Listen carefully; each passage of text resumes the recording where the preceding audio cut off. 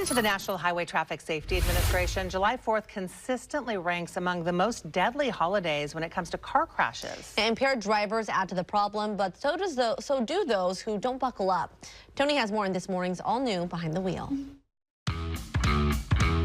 There's all kinds of people who are not wearing their seatbelts. You see it across all different demographics. After more than 13 years with the Portland Police Bureau, Sergeant Betsy Hornstein has heard every no seatbelt bluff you can imagine. I was in a rush. It's uncomfortable. It doesn't work right. But finding the right excuse to talk your way out of a seatbelt violation is about as rare as the golden unicorn on the back of Sergeant Hornstein's helmet, symbolizing her designation as the state's only female motor officer in the state. I had a day not too long ago where 3 vehicles in a row that I pulled over were all for not wearing their seatbelt. Some people just don't wear their seatbelts.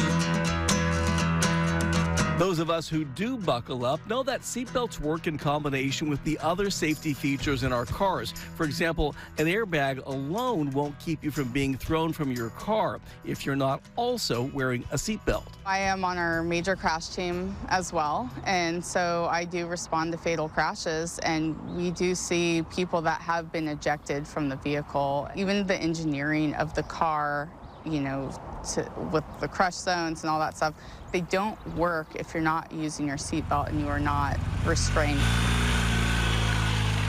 Spotting violators is fairly straightforward. You'll just post up in a certain spot, an area to watch traffic, and you just look into windows. It's pretty obvious. Sometimes violators will spot her just as she's spotting them and make a mad grab to cover up the crime. Sometimes they do, yeah. They'll suddenly have their seatbelt on at the time of the stop. Of course, by then, it's too late. Drivers could get a warning, a ticket with a fine of up to $265, or sometimes the option for a traffic safety class that could result in the dismissal of this Class D violation. Get them to a class, they learn something, they become more educated on the topic, then that's what I would like to see.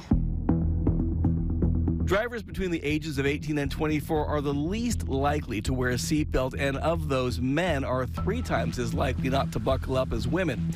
Several states in the South and the East have compliance rates below 80%. Some drivers may not know the benefits, but it's more likely that they just don't care. I think most people who don't wear their seatbelt just typically don't wear their seatbelt. Oregon's compliance rate hovers right around 95%. Not bad, but not perfect. You know, they really do save lives. They prevent injury. As soon as you get into your car, just put your seatbelt on. It becomes second nature at that point. Tony Martinez, Fox 12 Oregon.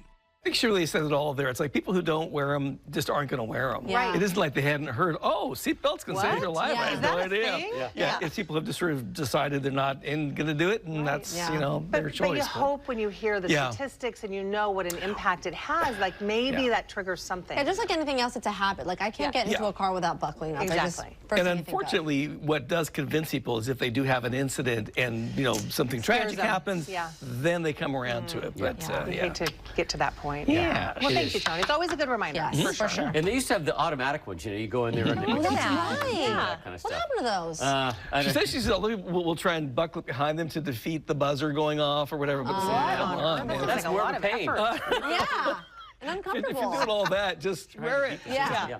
Get one of those nice little fuzzy things. There you go. Okay, let's go.